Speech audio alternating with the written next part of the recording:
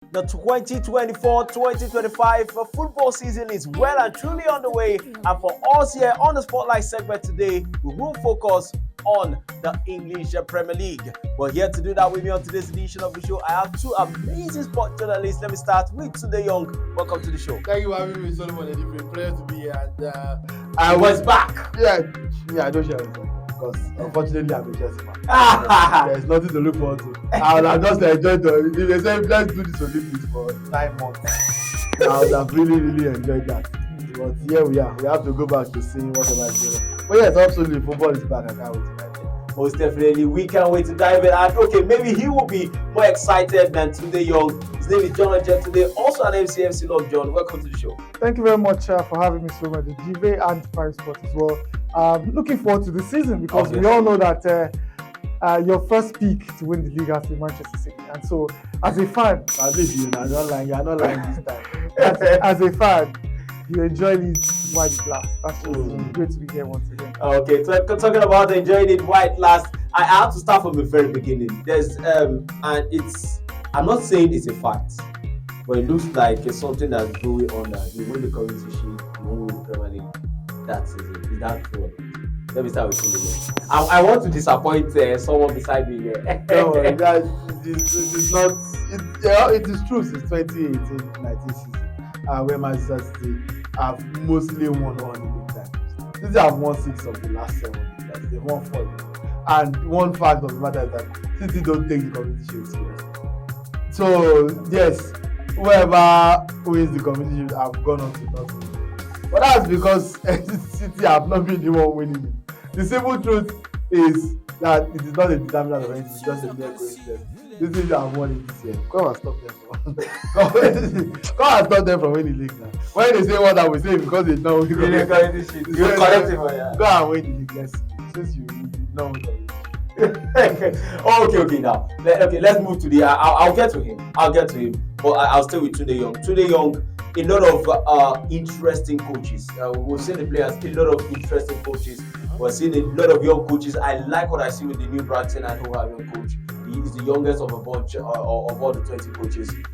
Who should we look out for? I'm talking coaches that can maybe spring us something special, or coaches that can maybe give us something to look for when it comes to the football. Who should we look forward to? Obviously, the best coach in the world. Pep Guardiola. No, leave Pep. Because that one is that one's class is not to be rival. No, I don't know what you want me to tell you, man. If it's not Pep, then I don't know what to look forward to. We already know what to expect from Mikel Arteta. He's shown a consistent level over the last 2 years.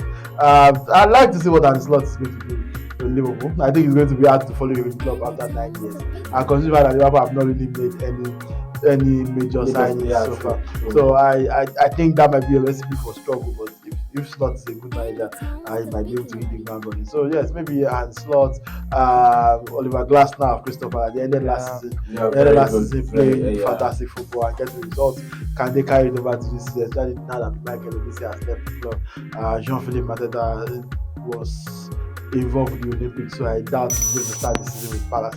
So there's a lot of it. You already mentioned Brighton coach 31 years old, youngest manager in Premier League history, not even just this season. 31. That's ridiculous. Maybe the newly promoted managers as well. Other than that, if you are waiting for me to mention just manager, you will wait tire. Why? But you mentioned him already. Good for you. You mentioned him already. They play good football. Great chances. In their preseason. 13 shots or goal, none on target. Our definition of good football is so it's fine. I have zero expectations from Manchester perspective. So you should ask which managers am I looking forward to see. I'm not looking forward to seeing anything. I'm not looking forward to seeing anything. Any manager I don't forget. Doesn't mean that they might not be good. Me a pastor, I'm just not looking forward to see even if I'm a Chelsea fan, and I'll still watch most of the Chelsea games. In fact, a lot of Chelsea. I don't think I'll even ever intentionally miss the Chelsea games. So, that it means you are different because I intentionally miss Chelsea. Don't give me that. I've missed Chelsea games out of circumstances where I could not be. But if I had the chance to watch it, I would watch it. So whether good or bad. So I will watch. Am I looking forward to it? Absolutely not. Okay, to a fan and a journalist who's actually excited about his team this season, it's simple. John Ojetunde, who can rival Manchester City for the title this season? Of course, just one team, and that's Arsenal. Every other team, Liverpool, I don't think Liverpool have what it takes to rival City. You guys are not mentioning Tottenham Hotspur. Please leave Tottenham Hotspur. So mention them for what? In the running for winning the Premier League. That would be unfair even to teams like Ipswich Town. So if I mention so I don't care. So, but I don't care. So, but most importantly, Arsenal have shown significant interest. Improvements over 2-3 seasons now. They lost the league by 2 points last season. They will lose this one. They will add 2 to the 2 points. You see, the truth is, when you see a team that lost the league by 2 points, it tells you one thing. They will become perfect this season. Now, let him finish. Why is it that you guys? No.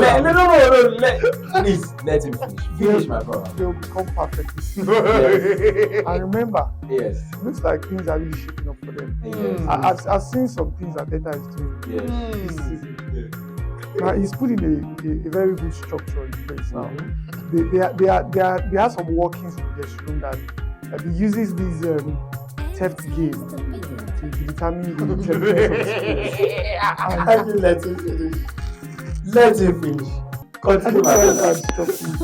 Continue, my brother. If you put all of this together, I tell you one thing. City won't be perfect all the time. Okay. When City sleeps, Arsenal are willing to take advantage of it. Okay. And let me tell you, the players are hungry. The The likes of Saka, Odegaard, Gabriel Jesus, Saliba, Saliba, and also the sign of Calafiori is a statement sign.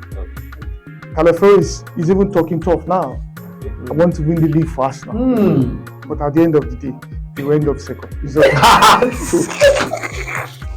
Today, young John is the only person that I know that can convince Ipswich Town that they can win the championship.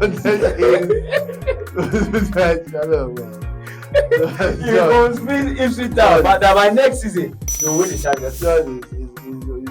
But why can you've massaged the ego of Arsenal fans, massage the ego, and I'll drop them at second? He said that because they finished 2 points behind, they will be perfect this season. So it's not will be perfect at that feat. Even in that perfection. Oh, okay, guys. Let's talk about the relegation battle. Last season was interesting.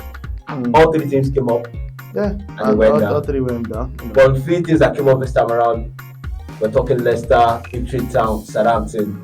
Are we seeing the repeat of what we saw last season? It's possible. Doesn't mean that it will happen, but it's possible. No. I think Leicester is probably have the best chance of staying up. I think Southampton is definitely. So then clubs like Leicester City, Everton are always in and around the leagues. Brentford, Chelsea, Man United, they can all fight for that last spot and see who gets to Okay, you have to finish. Let me let you. Yes, I'll say who gets to escape and who gets to go down through the final relegation spot. So that I think is good to go. I don't see any the newly promoted teams just don't have that much quality.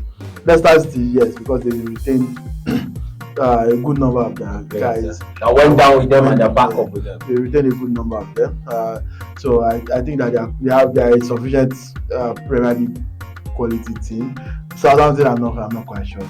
Ipswich Town, beautiful story. They play good football, but so did Burnley. Yeah, thank you very much. When they got promoted, Burnley had record points in the championship and played groundbreaking football. They broke their head. And they went down. So I fully expect him to say this after Ipswich, but at the end of the day, this is a quality-based league, and the quality is just not there. So I think that yes, Ipswich Southampton definitely guaranteed to go back. Okay.